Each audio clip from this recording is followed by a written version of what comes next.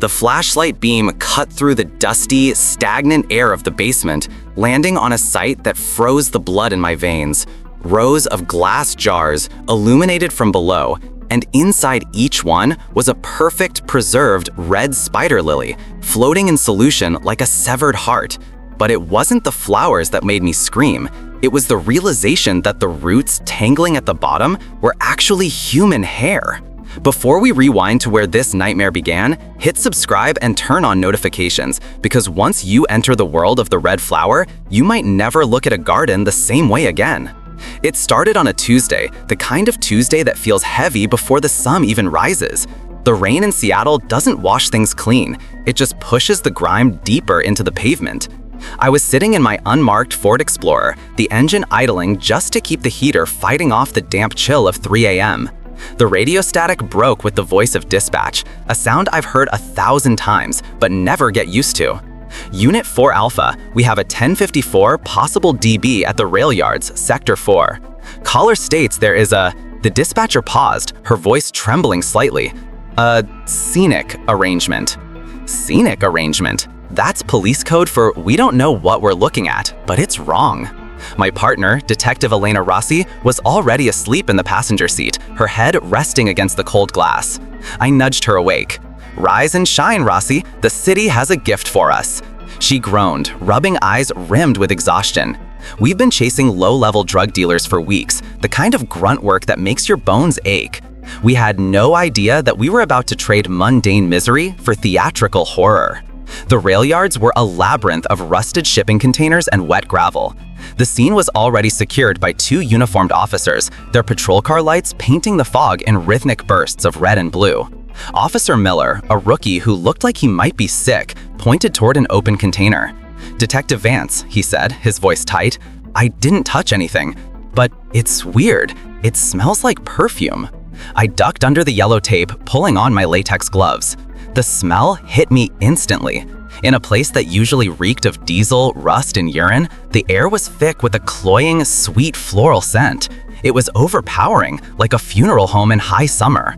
Inside the container, set against the far metal wall, sat a young woman. She wasn't dumped, she was posed. She sat in a wooden chair, her hands folded neatly in her lap. She was wearing a white vintage dress, spotless, stark against the grime of the container. Her skin was pale, waxy, the color of moonlight. No blood, no bruises, no signs of struggle. But her mouth was sewn shut with gold thread, and tucked behind her left ear, vibrant and impossible to miss, was a single, deep red flower. It looked like a spider lily, but the petals were jagged, almost serrated. "Rossi," I whispered, stepping closer, "get the kit and call the ME. Tell him to bring the macro lens." I crouched down, careful not to disturb the dust on the floor. The victim's eyes were open, fixed in a 1,000-yard stare. I shone my light on the flower. It wasn't plastic, it was real, and it was fresh. In the dead of winter, in the middle of an industrial wasteland, someone had procured a tropical bloom that looked like it had been cut minutes ago. I leaned in closer, holding my breath to avoid inhaling whatever spores might be in the air. That's when I saw the detail that the rookie had missed. The flower wasn't just tucked behind her ear. The stem actually went into her ear canal. "God," Rossi said from behind me, the camera shutter clicking rapidly. "Who is she?" "Jane Doe for now," I said, standing up and feeling my knees pop. "But look at her nails, manicured, hair freshly dyed. This wasn't a crime of passion, Elena. This took time." "Love," she scoffed, flashing a photo of the golden thread in the victim's lips. "This is obsession, Vance." The medical examiner, Dr. Aris, arrived 20 minutes later. He was a cynical man who had seen everything Seattle had to offer, but even he paused. "Cyanosis around the fingernails," he muttered, lifting the victim's hand. "But no petechial hemorrhaging in the eyes. She wasn't strangled, she was poisoned." "With what?" I asked. Aris gently touched the red flower with his forceps. "Nature has a way of creating beauty that kills, Detective. I'll need to run a full talk screen, but if I had to guess, this flower isn't just a calling card, it's the weapon." The drive back to the precinct was silent. The rain had turned into a deluge, drumming against the roof of the car like frantic fingers. My mind was racing. A poisoner? We hadn't had a serial poisoner in the Pacific Northwest in a decade.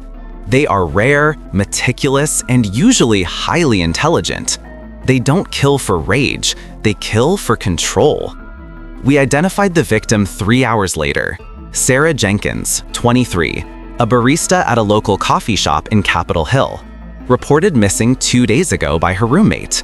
According to the report, Sarah had left her apartment to meet a date she'd met online, an app date, the classic modern horror story. We need to crack her phone, I told Rossi as we set up in the war room, a cramped conference room with a whiteboard that smelled of old markers. If she met someone, there's a digital trail. Already on it, Rossi said, her fingers flying across her keyboard. But Vance, look at this. She projected the crime scene photos onto the smartboard. She zoomed in on the flower. I ran the image through the botanical database at the university. It's a Lycoris radiata, the red spider lily. In Japanese folklore, it guides the dead to the afterlife. It's called the flower of the heavens. But here's the kicker. It doesn't grow in this climate, not in November. You need a greenhouse, a high-end, temperature-controlled environment. So we're looking for a gardener, I mused, pacing the room. Someone with access to exotic plants and the privacy to grow them. Or a florist, Rossi added. There are only 3 suppliers in the state that import rare bulbs from Asia. We split the labor. Rossi would track the digital footprint, the dating app, the cell towers. I would hit the pavement and talk to the flower suppliers. It felt like a solid plan, standard police work. But as I walked out into the gray afternoon, I had a nagging feeling that we were looking in the wrong direction. The killer didn't buy that flower. It was too perfect. He grew it. My first stop was Verdant Imports, a massive warehouse near the airport. The manager, a nervous man named Mr. Henderson, looked at my badge like it was a grenade. "Red spider lilies," he stammered, wiping sweat from his forehead.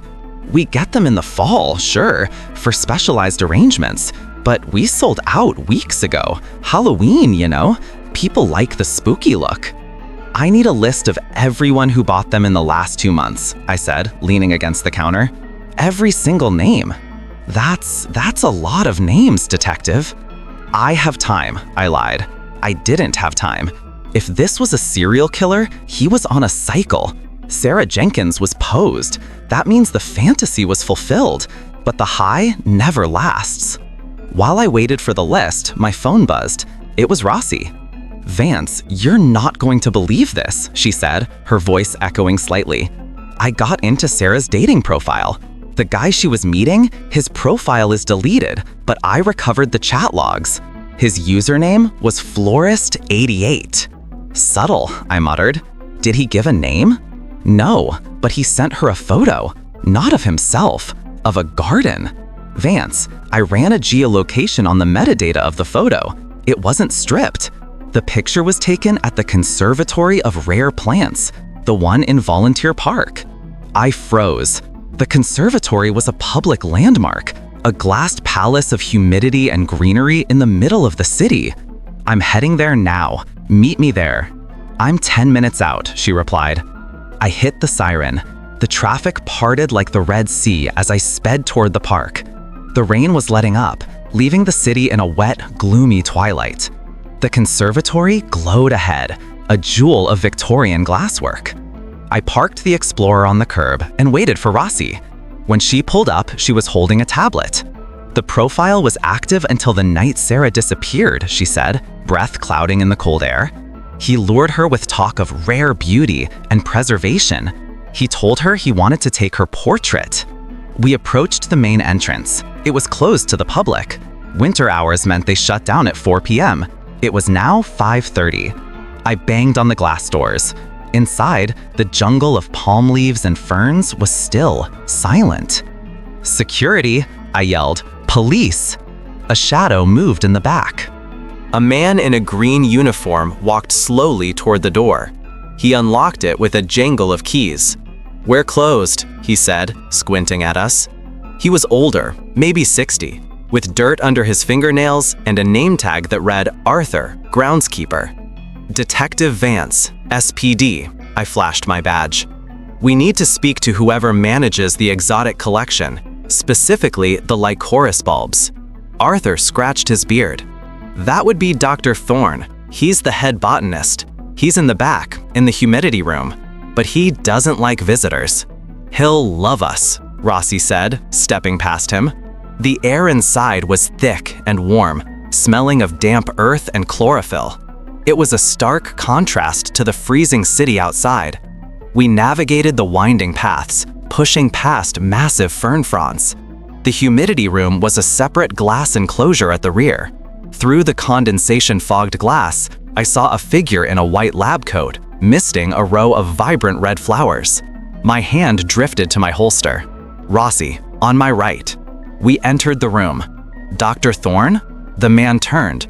He was young, handsome in a sharp, academic way, with wire-rimmed glasses. He didn't look surprised. He looked annoyed. "You're contaminating the environment," he said, gesturing to the open door. "The temperature needs to remain constant. Step away from the plants," I ordered. "We're investigating the murder of Sarah Jenkins." Thorne paused, the spray bottle hanging in his hand. "Sarah? The girl from the coffee shop? You knew her?" Rossi asked, stepping closer, her hand on her taser. I bought coffee from her," Thorne said, his composure slipping. "She was polite. Why? What happened?" "She was found dead this morning," I said, watching his eyes. "With one of these," I pointed to the red lilies, sewn into her mouth. Thorne's face went pale. He dropped the spray bottle. It shattered on the stone floor. "That's impossible. My specimens, I account for every bloom. They are extremely toxic." "Toxic? How?" "Like corin," he whispered. "It causes paralysis, then cardiac arrest. If ingested, it's a painful way to go." "We need to see your phone, Dr. Thorne," Rossi said, "and we need to know where you were Tuesday night." "I was here," he said quickly. "I work late. I'm writing a paper on the preservation of ephemeral traits in hybrid species." "Alone?" I asked. "Yes, Arthur leaves a 5. It was the perfect setup. The expert, the solitude, the access. We brought Thorne in for questioning. We read him his Miranda rights in the back of the cruiser. He was shaking, insisting he was innocent, but suspects always do. Back at the station, the interrogation was a slow grind. Thorne lawyered up almost immediately, a slick defense attorney who specialized in high-profile clients.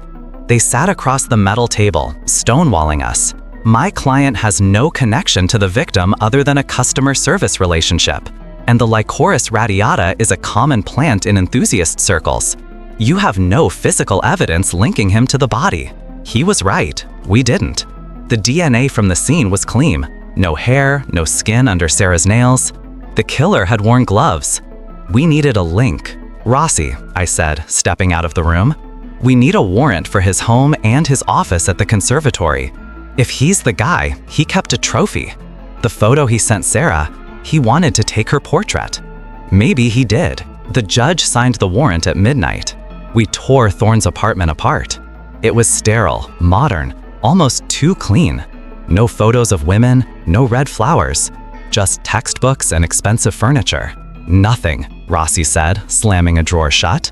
"Or he's smarter than us," I said. "Let's check the conservatory office." We drove back to the park. It was pitch black now. The conservatory looked like a skeletal ribcage against the night sky. We woke up Arthur, the groundskeeper, to let us into the office. He looked groggy, wearing a flannel robe over his uniform. "You're back?" he grumbled. "Dr. Thorne is a good man. You're making a mistake." "Just open the door," I said. Thorne's office was a mess of papers and dried plant samples. We spent an hour shifting through files. Then Rossi found it. Tucked inside a thick botany encyclopedia, pressed between the pages like a leaf, was a Polaroid. It wasn't Sarah. It was another girl, blonde, smiling. She was standing in front of the spider lilies in the greenhouse. But something was wrong. Her eyes were closed, and there was a single red petal resting on her lip. "Vance," Rossi's voice trembled. "Look at the date on the back." I flipped the photo. October 14th. "That's a month ago," I said. "We have a missing person from October? Check the database."